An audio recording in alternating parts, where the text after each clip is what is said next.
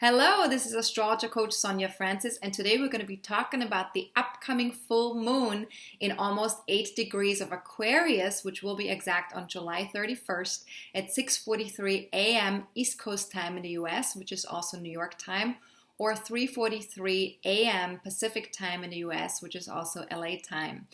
Now, the moon in Aquarius opposes the sun in Leo. Aquarius is a very freedom-loving, forward-thinking energy, and Leo is a very fun-loving, self-expressed energy.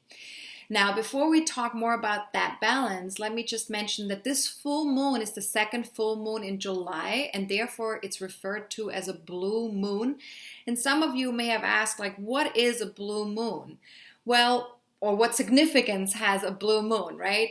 Well, here's the thing. The word month and moon are derived from the same root because in the past, the calendar was set up around the moon cycles. Then in Roman times, we started using the Julian calendar, which is now popular in the West and which is what we use now as well. And the Julian calendar is no longer in alignment with the moon cycles.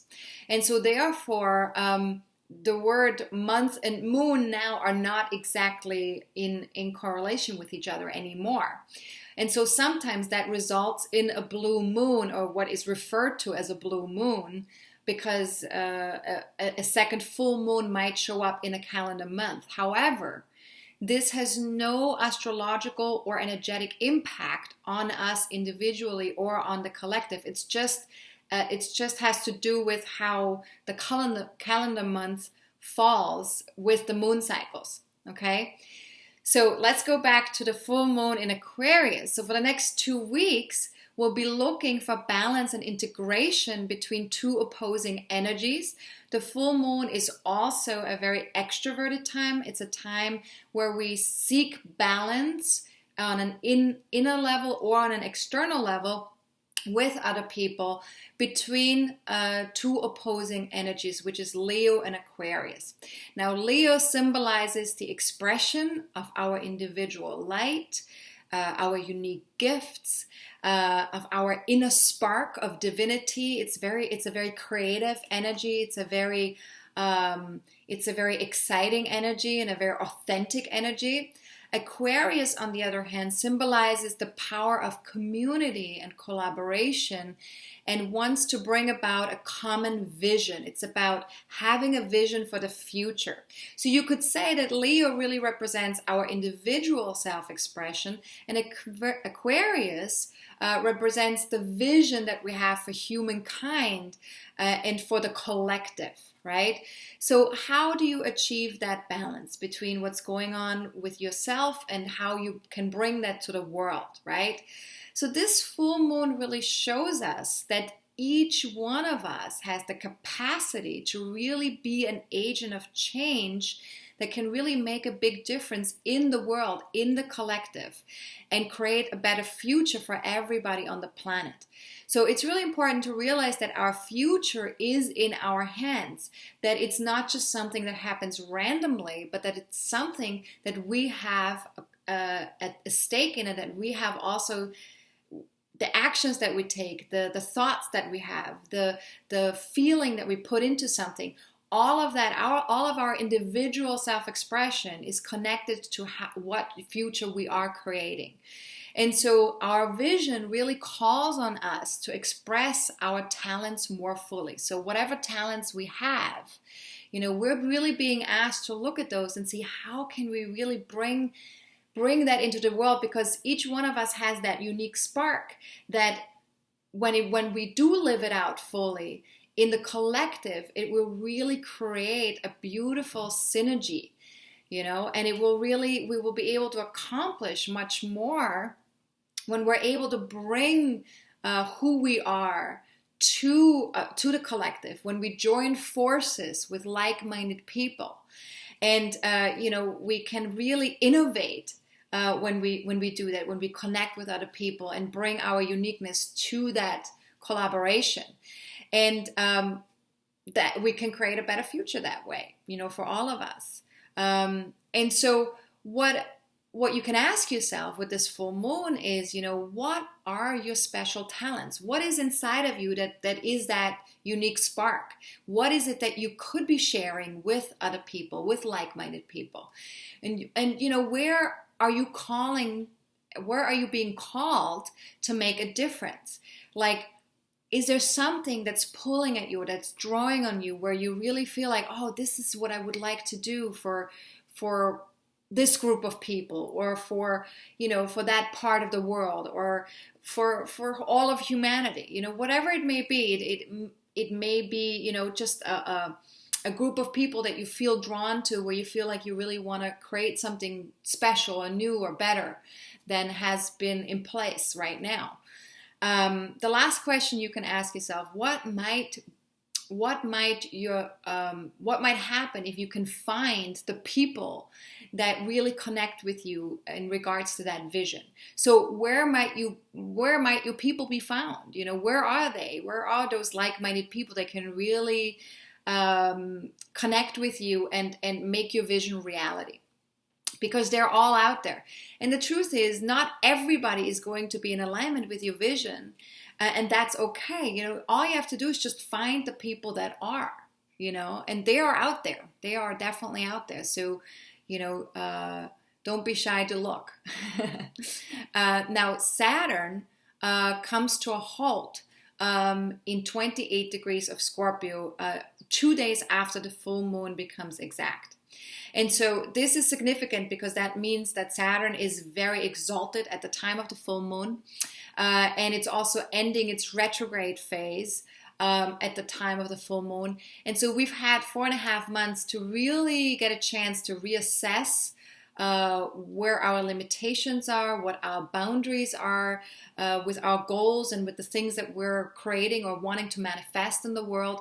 And we're really also getting a chance to go within and look, like, how can we reclaim our power? How can we tap more into our inner authority and be more realistic about our goals, take more responsibility for how we're creating them, and how we can move forward with particular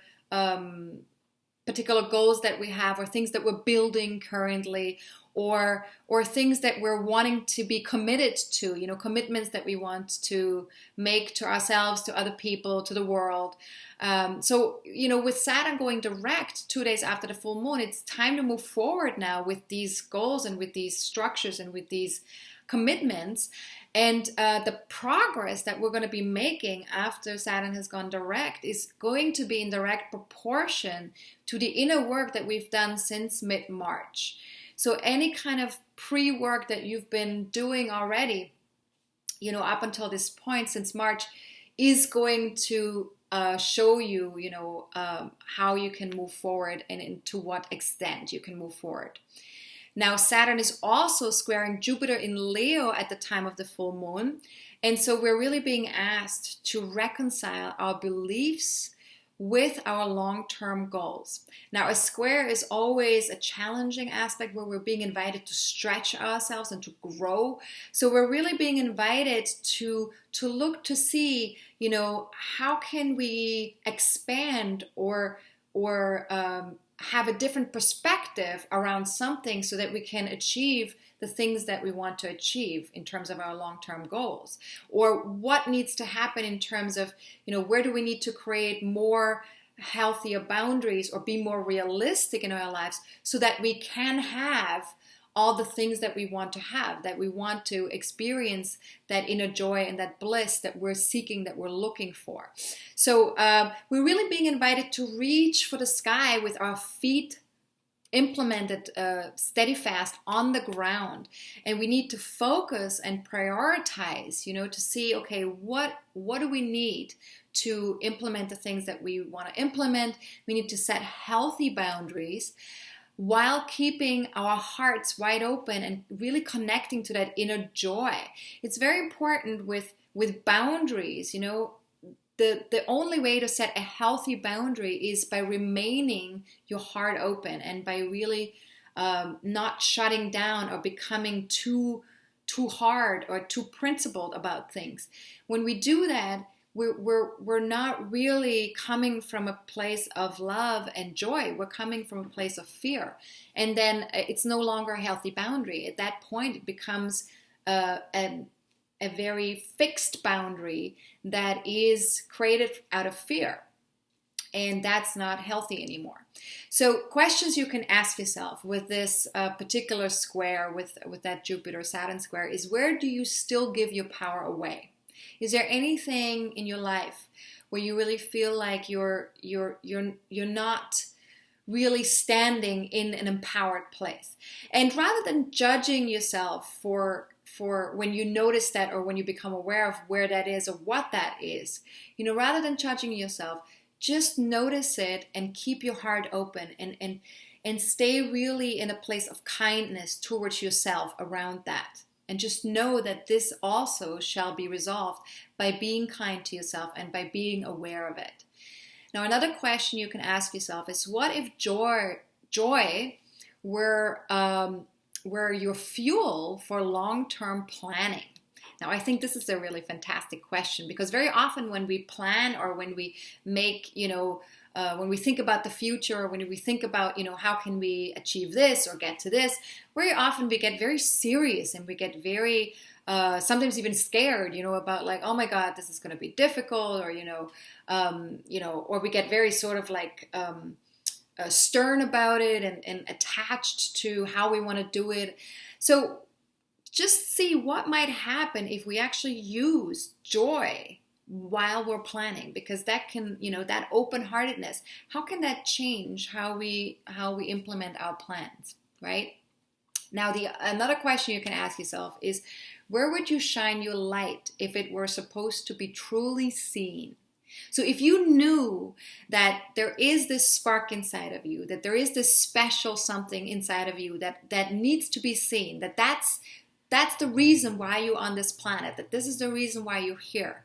If that were true, that it really needs to be seen, where would you shine your light? And this is a really excellent question, I think, too. And again, with all these questions, you don't have to answer them right away. You can just sit with these questions. You can just be with these questions for the next 2 weeks even, and just see what comes up, in the background, because sometimes there's this very gentle voice that keeps wanting to talk to us about certain things. If we just stay open, and if we just allow there to be spaciousness with a question, right? Now, the last question you can ask yourself is, what is worth living for or dying for? And the reason why this is a really great question with the Saturn placement in Scorpio is because, Saturn in Scorpio is all about being completely authentic and being completely connected with your passion, with your inner passion, which is truthfully there for you, that you want to actually live for or die for. And once we know what we would like to die for, we also know what we want to live for. And so it's like this all or nothing, right? With Scorpio, it's like, I'm going to die for this. This means I'm going to fully live. And so that's a really important question too. And I'm not saying, you have to die for what you want to create or what you want to manifest in your life. I'm just saying that, the amount of passion that you have for something, also is the passion that you want to live for, So great question to ask yourself, or to just be with for the next 2 weeks. All right, so there's a couple of more things that I want to mention with this full moon, which is that Uranus and Venus, which just went retrograde a week ago, they're still very exalted in the sky as well, just like Saturn is. And so with that exalted Venus-Uranus energy, we definitely feel the emphasis on self-value. We need to really get connected to what our inner value is, because it's already retrograde. We need to access this from within, go within, do some inner work. So what's my value? What are my talents? How am I relating to myself? What is my relationship with myself, right? In terms of joy, in terms of love, in terms of my self-expression, my gifts, and then also with Uranus, what is it that needs to change, or how can I make more progress from the inside out? because again, Uranus is now retrograde, so we need to really access these energies from the inside out. Now, Venus also conjuncts Jupiter in Leo at the time of the full moon, and it's been conjuncting Jupiter off and on for several weeks now. And so this really opens our eyes and hearts to new possibilities. So we've really been feeling this expansion of our heart energy, of our relationships with other people. Now that Venus is retrograde, this sort of expands our relationship with ourselves and our own self-value. And so what's really prominent with that combination is humor, and romance plays a really big role in our interactions with others and also with ourselves. And so what we're also going to feel very strongly is this sense of tolerance, generosity, and playfulness, which will be a big part of that Venus-Jupiter conjunction in Leo. Now, to sum it all up with this full moon, the full moon asks us to be ourselves, to contribute our gifts, to shine our light, and to find our tribe, to really look for the people that are in alignment with our energies and that can really support our vision that we have and that we want to create in the world. And we want to, at the same time, be authentic and kind. And this is important because authenticity is very much connected to who we are. You know, if we're able to be really authentic about who we are, this makes a big difference in the world if each one of us can really do that. And kindness is really important, especially towards ourselves, because we need to be kind to ourselves in terms of who we are, and to also towards our programming that is there somewhere in us because of our upbringing and the things that we've learned from our parents and our society.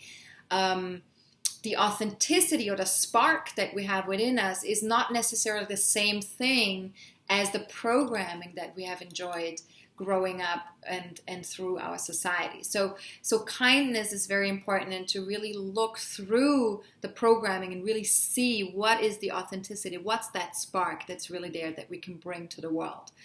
So question you can ask yourself: what actions can you take that supports your higher vision for the world, for a group of people, for humankind, for yourself? And how can you bring that into the world? Now, if you have an ascendant, a rising sign, a career point, or personal planets in 6 to 10 degrees of Leo, Aquarius, Taurus, or Scorpio, then you're certainly going to feel this full moon more strongly.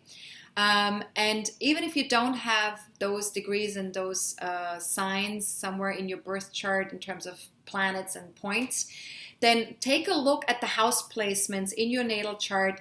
Look to see where does the moon fall, where does the sun fall at this time. The 8 degrees of Aquarius and Leo, where is that in your birth chart, to see, you know, which area of your life are going to be more impacted by this full moon for the next 2 weeks. Now, if all of this sounds a little bit like Chinese, feel free to watch my video on how to read your birth chart, which is available on YouTube or on my website. If you can't find it, I can send you a high-res version of the video. If you email us at info@astrologercoach.com, we will email you that video with the handouts that come with this 30-minute class. Just write recording in the subject line when you send us the email, and we'll be able to email that link to you.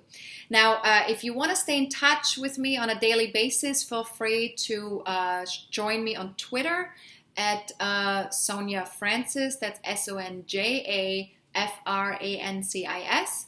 Or on Facebook, on my Facebook fan page, which is astrologercoach.sonjafrancis. And there are also links below this video so that you can just click on the link and join me there.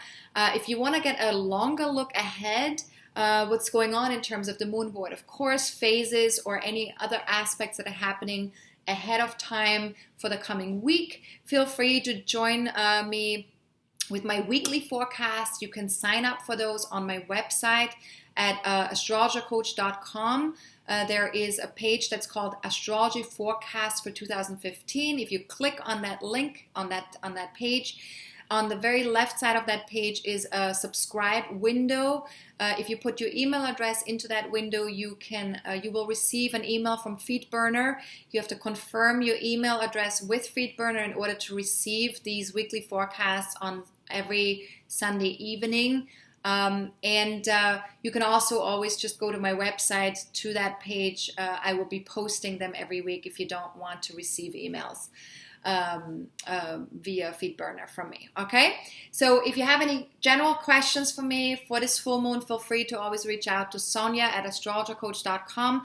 If there are general questions, I'm happy to answer them via email. If there are personal questions that require for me to pull up a chart for you, a personal chart, a birth chart, I will always ask you to book a reading on my website on the services page. Feel free to do that. There are many readings available, anywhere from 25-minute readings to almost 2-hour readings. So whatever is a good fit for you in terms of finances, in terms of time restrictions, everything's available there. So feel free to contact me. There's also an online form on that same webpage at the bottom of the page. If you could fill that out when you book a reading with me, that would be fantastic as well. It helps me with scheduling and with preparing for our reading. All right, have a fantastic full moon. Remember to really get connected to that inner spark and share it with other people, with other like-minded people. Don't worry about the people that don't care about your inner spark, because they'll have other people to connect with. Just connect with the ones that actually also connect with you. All right, have a good one. This is Astrologer Coach Sonja Francis. Goodbye.